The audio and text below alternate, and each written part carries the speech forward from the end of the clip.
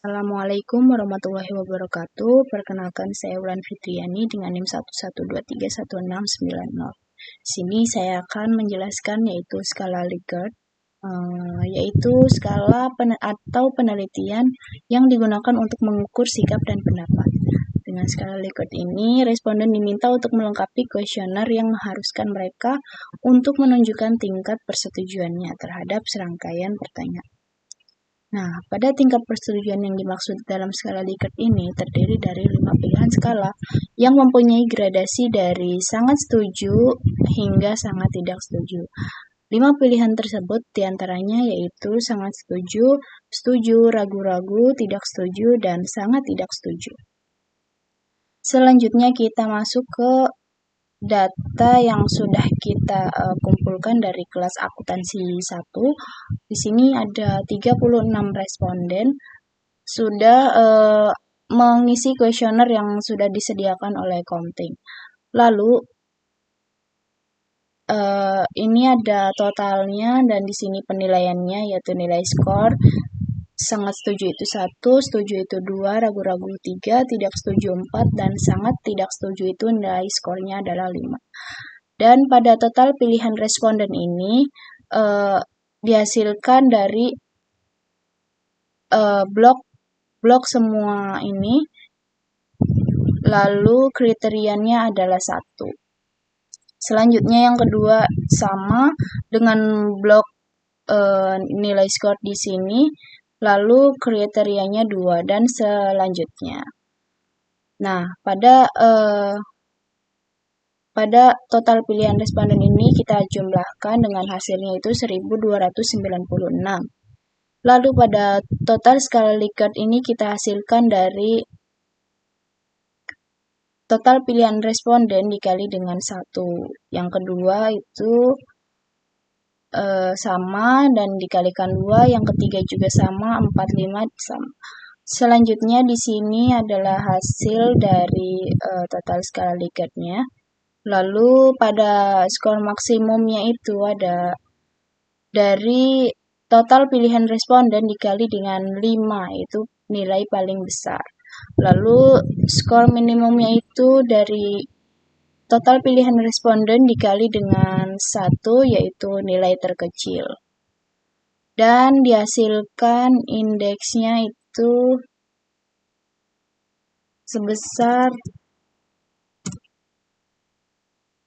0,50787 atau 50,79%. Dan dihasilkan dari total skala Likert dibagi dengan skor maksimum lalu dikalikan dengan 100. Selanjutnya indeksnya adalah ragu-ragu karena hasilnya adalah 50,79%. Masuk ke dalam skala interval 40% sampai 59,99%. Selanjutnya kita langsung ke SPSS. Nah, di sini aku udah memindahkan data dari Excel ke SPSS. Di sini sama semua, tinggal diganti saja angkanya. Bisa dilihat datanya sampai dengan form 36 dan total. Selanjutnya pada data view, di sini saya sudah memindahkan hasil nilai skor kuesioner tadi dari Excel ke dalam SPSS. Selanjutnya untuk pengujiannya itu kita masuk ke analyze. Lalu kita pilih ke correlate, lalu bivariate. Dan di sini kita masukkan semua formulir tadi. Semua.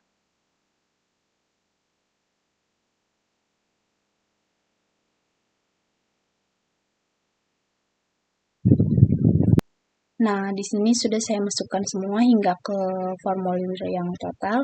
Lalu pada correlation coefficient kita pilih Pearson. Dan pada test of significance kita pilih ke one Taylor. Lalu kita copy. Nah, di sini yang adalah hasilnya, tetapi di sini belum masih rapi ya. Kita rapikan dulu ya, teman-teman. Selanjutnya untuk merapikan kita klik 2 kali dan kita masukkan variabel ke dalam pivot dan kita pindahkan statistik ke kolom.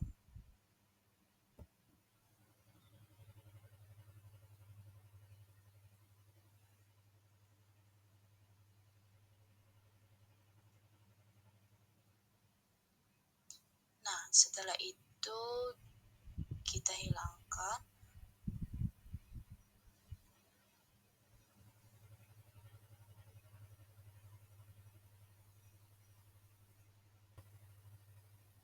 Kita ganti dengan total agar nilainya muncul. Nah, seperti ini teman-teman. Pada signifikannya itu kita bisa menjelaskan bahwa dan melihat, kita bisa lihat bahwa probabilitas yang kurang dari 0,05 dinyatakan valid, tetapi jika di atas 0,05 itu dinyatakan tidak valid. Pertama ini hasilnya adalah 0,03. Nah, itu merupakan hasil yang kurang dari 0,05 dan dinyatakan valid. Selanjutnya pada formulir 2 hingga ke formulir 13, signifikannya dihasilkan dengan 0,000 dan itu merupakan probabilitas kurang dari 0,05 dan dinyatakan valid.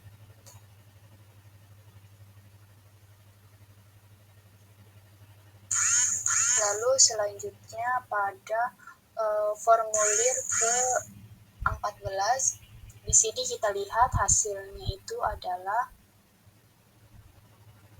0,133.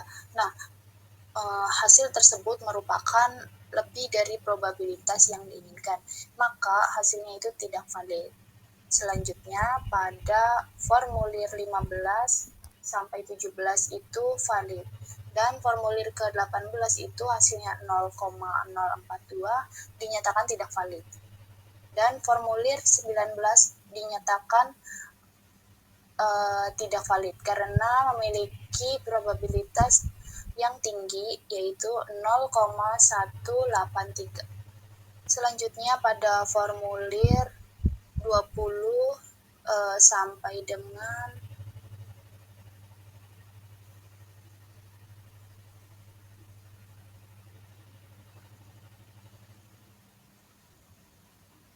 sampai dengan 23 itu dinyatakan valid dan formulir 24 itu dinyatakan tidak valid. Lalu formulir 25 hingga ke formulir 34 itu dinyatakan hingga ke formulir 35 itu dinyatakan valid karena mereka kurang dari 0,05 dan formulir 36 itu dinyatakan tidak valid dengan nilai 0,169. Selanjutnya untuk mengetahui uji rehabilitasnya itu kita balik ke data view.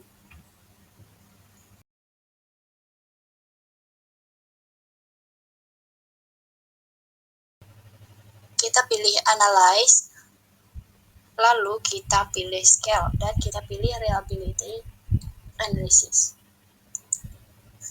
Selanjutnya kita masukkan lagi form 1 hingga total ke dalam item.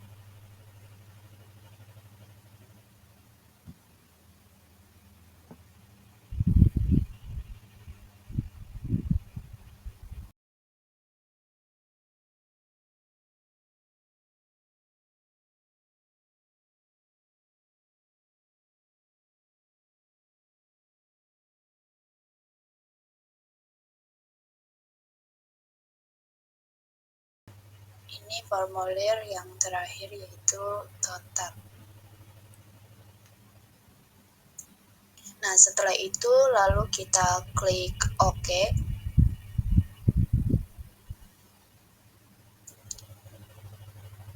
Nah, ini merupakan hasil dari case browsing summary, yaitu N-nya 36 dan indeksnya 100%, dan pada reliability statistik dihasilkan 0,758 dan itemsnya 37. Mungkin hanya itu yang bisa saya sampaikan, kurang lebihnya mohon maaf. Terima kasih. Wassalamualaikum warahmatullahi wabarakatuh.